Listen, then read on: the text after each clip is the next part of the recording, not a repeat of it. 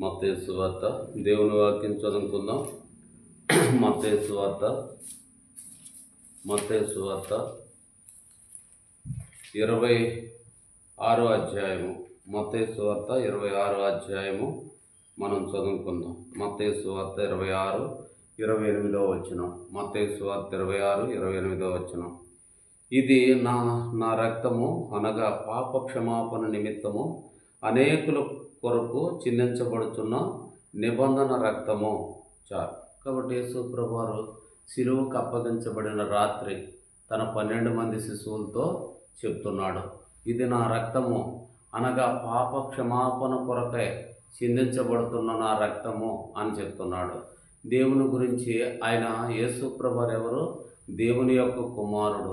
ఈ లోకానికి మానవాళిని పరిశుద్ధపరచడానికి వచ్చినటువంటి దేవుని యొక్క కుమారుడు అనమాట. కాబట్టి ఆయన యేసు ప్రభువారి రక్తములోనే మనకు పాప క్షమాపణ. కాబట్టి ప్రభు తాను అప్పగించబడే రాత్రి శిశువులతో మాట్లాడుతున్నాడు. ఏమంటున్నాడు? ఇది అనేకుల కొరకు చిందించబడుతున్న నా నిబంధన రక్తము, నన్ను జ్ఞాపకం చేసుకున్నట్టుకు దీన్ని చేయుడని చెప్పాను. కాబట్టి యేసు ప్రభువారి రక్తము పాప క్షమాపణ నిమిత్తం, పాపముల కడుగు నిమిత్తము ఆయన దేవుని కుమారుడైన యేసు ప్రభువారి రక్తము చిందించబడుతుంది. కాబట్టి నేను మనము దేవుని యొక్క రక్తము యొక్క విలువని తెలుసుకోవాలి. చూడండి, మత్తయి సువార్త 16వ అధ్యాయము 21, 22. అప్పటి నుండి తాను యెరూషలేమునకు వెళ్ళి పెద్దల చేతను ప్రధాన యాజకుల చేతను శాస్త్రుల చేతను అనేక హింసలు పొంది చంపబడి 3వ దినాన లేచుట అగత్యమని యేసు తన శిష్యులకు తెలియచేయ మొదలుపెట్టగా పేతురు ఆయన చెయ్యి పట్టుకొని, ప్రభువా, ఇది నీకు దూరమవునుగాక అని నీకెన్నడూ కలుగదని ఆయనను గద్దింపసాగెను.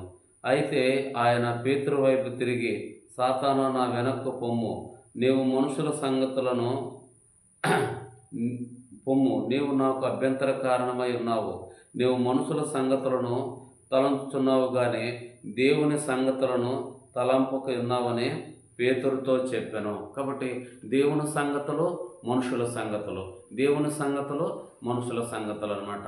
మనుషుల సంగతులు, మనందరము మనుషులం కాబట్టి మనిషి యొక్క సంగతే మనకు తెలుసు. ఏంటి? మనం డబ్బులు సంపాదించుకోవాలా, తినాలా, తాగాలా, పెళ్ళిళ్ళు చేసుకోవాలా, పిల్లల్ని కనాలా, చనిపోవాలా.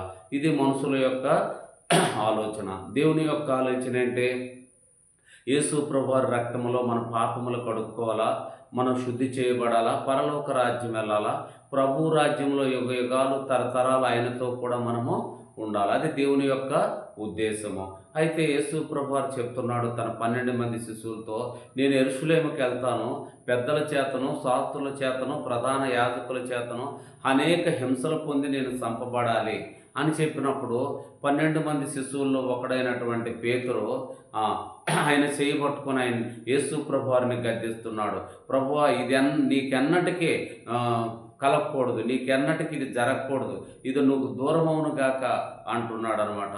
ప్రభు అన్నాడు పేతురుతోనే, సాతానా, నా వెనక్కు పొమ్ము, నాకు నువ్వు అభ్యంతర కారణమై ఉన్నావు. నీవు మనుషుల సంగతులే తలంచుతున్నావు కానీ దేవుని సంగతులు తలంపుకున్నావని ఆయన యేసు ప్రభువారి పేతురుతో అంటాడు. మనం దేవుని సంగతులు తెలుసుకోవాలా, దేవుని కార్యాలు తెలుసుకోవాలా.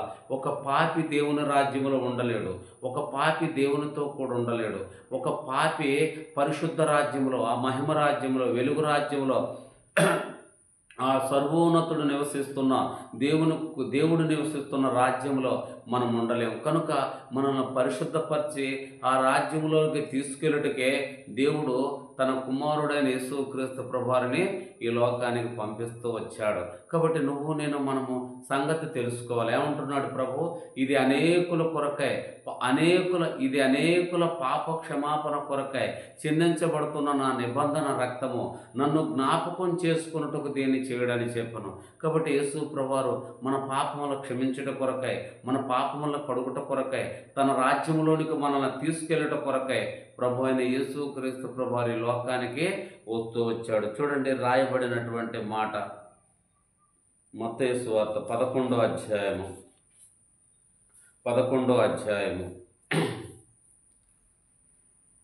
25వ వచనము 26వ వచనం. ఆ సమయమున యేసు చెప్పినదేమనగా, తండ్రి, ఆకాశమునకు భూమికి ప్రభువా, నీవు జ్ఞానులకును వివేకులకు ఈ సంగతులను మరుగు చేసి పసిబాలురులకు బయలుపరిచినవని నిన్ను స్తుతిస్తున్నాము. అవును తండ్రి, ఇలాగు చేయటం నీ దృష్టికి అనుకూలమైనది. కాబట్టి దేవుడు ఎవరిని రక్షించాడు, ఎవరితో మాట్లాడాడు, ఎవరికి విశ్వాసం కలిగింది, ఎవరు ఈ సంగతులు నమ్ముతున్నారంటే పసిబాలుర్లు. జ్ఞానులు నమ్మట్ల ఈ సంగతి, వివేకులు నమ్మట్ల. కాబట్టి ఎవరు నమ్ముతున్నారంటే పసిబాలుర్లు, అమాయకులు నమ్ముతున్నారనమాట. ప్రభువు చూశాడు ఆ దినాల్లో ఎవరెవరు రక్షణ పొందుతున్నారో, ఎవరెవరు దేవుని నమ్ముతున్నారని చూస్తే అందరూ పసిబాలుర్లు, అమాయకులు నమ్ముతున్నారు ప్రభువుని. ఈ సంగతులు అమాయకులు నమ్ముతున్నారు. జ్ఞానులు, చదువుకున్నవారు, అందసందం కలిగిన వారు నమ్మట్లేదు. జ్ఞానులు నమ్మట్లే, అమాయకులు నమ్ముతున్నారు. యేసు ప్రభువారు చూసి, ఆకాశానికి భూమికి తండ్రి, ఈ సంగతులు నువ్వు జ్ఞానులకి వివేకులకి మరుగుపరిచి పసి బాలుర్లకు నువ్వు బయలుపరిచావని నిన్ను స్తుతిస్తున్నావు తండ్రి. అవును తండ్రి, ఇలాగు చేయుట నీ దృష్టికి అనుకూలము. కాబట్టి యేసు ప్రభువారు దేవుని కుమారుడు. యేసు క్రీస్తు ప్రభువారు ఈ లోకానికి మానవుల యొక్క పాప క్షమాపణ కొరకై వచ్చాడు. యేసు ప్రభువారు శిలువలో చనిపోయి సమాధి చేయబడి ఆయన రక్తంలో మన ప్రతి పాపము కడుగుతాడంటే అనేకులు నమ్మట్లే, మనమే నమ్ముతున్నాం. కాబట్టి పసిబాలుర్లు నమ్ముతున్నాం. కాబట్టి దేవుడు అంటాడు, ఇది అనేకుల పాప క్షమాపణ కొరకై, అనేకుల కొరకు చిందించబడుతున్న నా నిబంధన రక్తము, నన్ను జ్ఞాపకం చేసుకున్నట్టుకే దీన్ని చేయడని చెప్పను. కాబట్టి నిబంధన రక్తం, యేసు ప్రభువారి రక్తం కాకుండా మానవాళి పాపములు కడిగే ఏ యంత్రం కూడా లేదు. యేసు ప్రభువారి రక్తం తప్ప ఇక పాపములు కడగటానికి ఎవరు కూడా సరిపోరన్నమాట. చూడండి, రాయబడిన మాట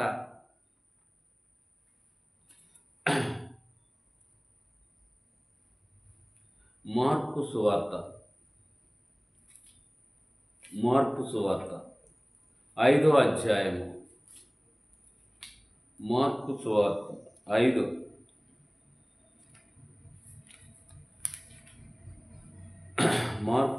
5వ అధ్యాయం 5, 6 వచనాలు, 5, 6, 7 వచనాలు. వాడు ఎల్లప్పుడూ రాత్రింబగల్లో సమాధుల్లో కొండల్లోనూ కేకలు వేసు తను తాను రాళ్లతో గాయపరుచుకుని చూడెను. వాడు దూరము నుండి యేసును చూసి పరుగెత్తుకొని వచ్చి ఆయనకు నమస్కారం చేసి, యేసు, సర్వోన్నతుడైన దేవుని కుమారుడా, నాతో నీకేమి, నన్ను బాధపరచకమని దేవుని పేరట నీకు ఆనబెడుచున్నానని బిగ్గరగా కేక వేసి చెప్పాను. ఎందుకనగా ఆయన అపవిత్రాత్మ ఈ మనుషుల్ని విడిచి పొమ్మని వానితో చెప్పాను. కాబట్టి యేసుక్రీస్తు ప్రభువారు గెద్రాసేనల దేశానికి వెళ్ళినప్పుడు శానా అనేటువంటి దెయ్యము, 2000 దెయ్యాలు పట్టిన ఒక మనిషి అక్కడ ఉంటూ వచ్చాడు. ఆ మనిషి యేసు ప్రభువారిని చూసి పరుగెత్తుకొని వచ్చాడు. ఎక్కడి నుండి? వాడు సమాధుల్లో ఉన్నాడు. సమాధుల నుండి యేసు ప్రభువారిని చూసి పరుగెత్తుకొని వచ్చి, సర్వోన్నతుడైన దేవుని కుమారుడు యేసు, మమ్మల్ని కరుణించు, కాలము రాకమునిపే మమ్మల్ని బాధింపవచ్చితివని ప్రభువుతో మాట్లాడుతున్నాడు. కాబట్టి శానా అనేటువంటి దెయ్యము, అనగా 2000 దెయ్యాలు కలిసి ఒక్క మనిషిని పడుతూ వచ్చాయి. ఆ ఊరు వాళ్ళు ఆయన్ని సాధువు చేద్దామని చూశారు, కానీ సాధువు కాలేదు. వాడు రాళ్లతో కొట్టుకుంటూ, గాయపరుచుకుంటూ, సమాధుల్లో కేకలు వేస్తూ తిరిగేవాడు. అయితే యేసును చూసి ఆడొక మాట పలుకుతున్నాడు, సర్వోన్నతుడైన దేవుని కుమారుడు, నువ్వెవరవో మాకు తెలుసు, కాలము రాకమునిపే మమ్మల్ని బాధించవచ్చితివా. దెయ్యాలకి, పాపులకి బాధపడే ఒక రోజు ఉంటుంది. పాపము కడుక్కొని ప్రతి వ్యక్తి ఒకరోజు బాధపడాల. పాపము శుద్ధి చేసుకొని ప్రతి వ్యక్తి ఒకరోజు ఏడవాలి. పాపములు శుద్ధి చేసుకోవాలా. కాబట్టి ఈ శానా అనేటువంటి దెయ్యం పట్టిన వాడిని ప్రభు బాగు చేస్తూ వచ్చాడు. దెయ్యాన్ని గద్దించగానే వెళ్ళిపోయింది. ఆయన స్వస్థ సిద్ధుడు అవుతూ వచ్చాడు. నీ ఊరి వారి దగ్గరికి వెళ్ళి ప్రభువు నీకు ఎట్టి గొప్ప కార్యాలు చేశాడో వాళ్ళకి చెప్పు అని ప్రభు చెప్పిన వాడుగా ఉంటున్నాడు. కాబట్టి చూడండి ఏమంటున్నాడు,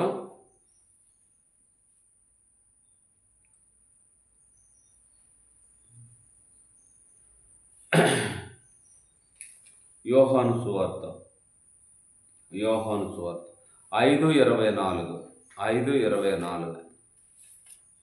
యోహాను సువార్త 5:24. యోహాను సువార్త 5:24.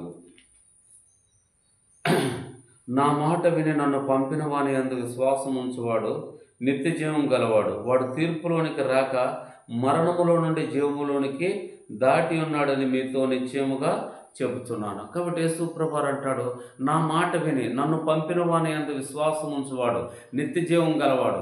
వాడు మరణములో నుంచి జీవంలోనికి దాటించబడ్డాడు అంటాడు. కాబట్టి నా మాట విని నన్ను పంపిన వాని యందు విశ్వాసం ఉంచువాడు నిత్య జీవం గలవాడు. వాడు తీర్పులోనికి రాక మరణములో నుంచి జీవములోనికి దాటించబడ్డాడు అంటాడు. మనం దేవుని మాట విని దాన్ని నమ్మాలా. అప్పుడే మనము మరణములో నుంచి జీవములోనికి దాటించబడతాం. అంటే అగ్నిగుండము నుంచి పరలోకానికి చేర్చబడతాం. అగ్నిగుండానికి వెళ్లకుండా, నరకానికి వెళ్లకుండా పరలోకానికి మనకు ప్రవేశం దొరుకుద్ది అనమాట. కాబట్టి నువ్వు నేను మన జీవితంలో ప్రభు యొక్క మాట వినాలా. ఏమంటున్నాడు ప్రభు? ఇది అనేకుల పాప క్షమాపణ నిమిత్తము చిందించబడుతున్న నా నిబంధన రక్తము, నన్ను జ్ఞాపకం చేసుకున్నట్టుకై దీన్ని చేయడని చెప్పిన. చూడండి, కాబట్టి ఏమంటున్నాడు?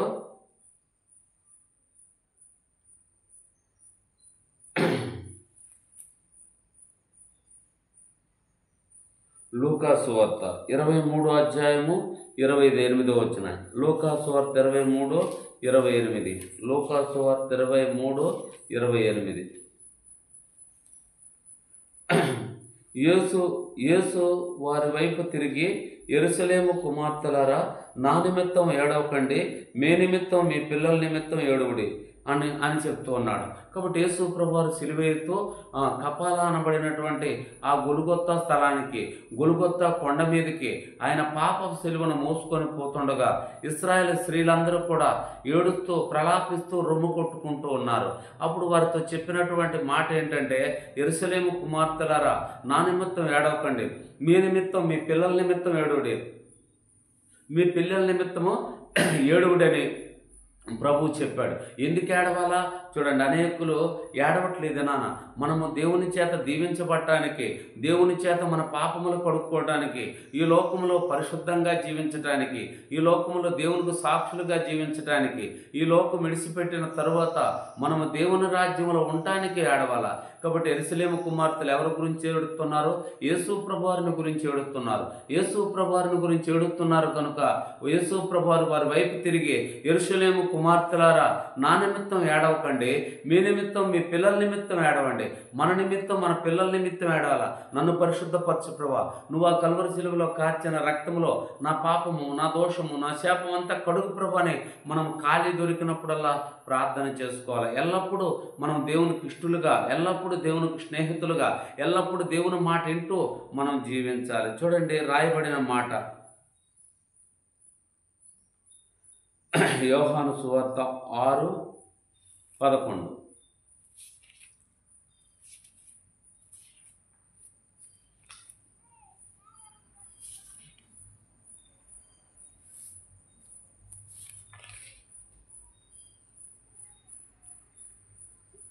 యోహాను సువార్త 6:11. యేసు ఆ రొట్టె పట్టుకొని కృతజ్ఞతాస్తుతులు చెల్లించి కూర్చుండుడని కూర్చున్న వారికి వడ్డించెను. అలాగునే చేపలు కూడా వారికి ఇష్టమైనంత మట్టుకు వడ్డించరు. వారందరూ తిని తృప్తి పొందిన తరువాత ఏమీయూ నష్టపడకుండా మిగిలిన ముక్కలు పోగు చేయుడని తన శిశువులతో చెప్పెను. కాబట్టి వారు భుజించిన తరువాత వారి యొద్ద మిగిలిన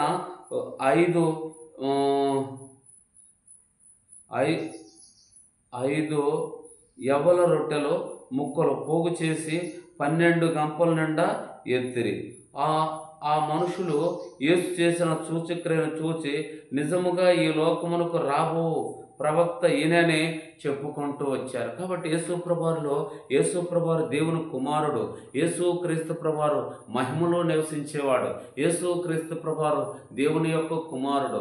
ఆయన మహిమరాజ్యంలో దేవదూతలతో కేరుబులు షేరుబులతో స్తుతించబడుతున్నటువంటి గొప్ప దేవుడైన. కాబట్టి కేవలము మానవాళి పాపాన్ని పరిహరించుటకే, మానవాళి పాపాన్ని శుద్ధి చేయుటకే ఈ లోకానికి వస్తూ వచ్చాడు. కాబట్టి నువ్వు నేను మన జీవితంలో తెలుసుకోవాల్సిన సత్యం ఏంటంటే, యోహాను సువార్త 6:11లో తెలుసుకోవాల్సిన సత్యం ఏంటంటే, మొత్తం చూసినట్లయితే యేసు ప్రభువారు ఈ లోకంలో ఉన్నప్పుడు కొండ మీద 3 రోజులు ప్రసంగం చేస్తాడు. 3 రోజులు ప్రసంగం చేస్తే వారు ఉపవాసంతో ఉంటారు. వారికి ఆహారం పెట్టాలని ప్రభువు, మీ దగ్గర ఎన్ని రొట్లు ఉన్నాయని చూస్తే ఒక్క పిల్లగాడి దగ్గర యవ్వన రొట్లు 5 కొన్ని చిన్న చేపలు ఉన్నాయి. అయితే యేసు ప్రభువారు కూర్చోండి అని చెప్పి వాటిని ఆశీర్వదించి ఇరిసి పంచిపెట్టగా 5,000 మంది పురుషులు, చాలా మంది స్త్రీలు, పిల్లలు తిని తృప్తి పొందిన తర్వాత వారు మిగిలిన ముక్కలను పోగు చేసి 12 గంపల నిండా ఎత్తుతూ వచ్చారు. అందుకని ఆయనకు అద్భుతకరుడు, ఆలోచనకర్త, బలవంతుడగు దేవుడు, నిత్యుడగు తండ్రి అని ఆయనకి పేరు పెట్టబడుతూ వచ్చింది. కాబట్టి ప్రభు అంటున్నాడు, ఇది అనేకుల పాప క్షమాపణ కొరకై చిందించబడుతున్న నా నిబంధన రక్తం. యేసు ప్రభువారి రక్తము లేకుండా మన జన్మకర్మ పాపముల కడిగే ఏ యంత్రము కూడా లేదనమాట. కాబట్టి నువ్వు నేను మన జీవితంలో మనం దేవుని కొరకు జీవించాలి, దేవుని కొరకు మనం బ్రతికే వారంగా ఉండాలి. ప్రార్థన చేసుకుందాం. ప్రేమగల తండ్రి, దయగల దేవ, యేసయ్య వందనాలు చెల్లిస్తున్నాను. నా తండ్రి, అనేకుల ఈ అప్పగించబడిన రాత్రి ఒక పాపం తెచ్చుకొని ఇది అనేకుల కొరకై ఇది అనేకుల పాప క్షమాపణ చిందించబడుతున్న నా నిబంధన రక్తము నన్ను జ్ఞాపకం చేసుకున్నట్టు కరకై చెప్పిన తండ్రి, నీకు స్తోత్రాలు. నన్ను, నా 3 బిడ్డలు, నా భార్యను దీవించండి, పరిచర్యను దీవించండి. నీ ఇంటికి వస్తున్న ప్రతి చిన్న బిడ్డలు, యవన బిడ్డలు, తల్లిదండ్రులు, వృద్ధులు దీవించండి ప్రభా. మా మీద మరణాలు, రోగాలు, రకరకాల కీడులు తొలగించండి. యూట్యూబ్లు వింటున్నటువంటి నీ బిడ్డలను సంపూర్ణ ఆరోగ్యం, దీర్ఘాయుష్ దయచండి. వారిని, వారి పిల్లలు నిండారులుగా దీవించమని ప్రభా యేసయ్య నామమున అడిగి వేడుకొనుచున్నాము తండ్రి. Amen, amen, amen. Praise Lord, praise Lord, praise lord.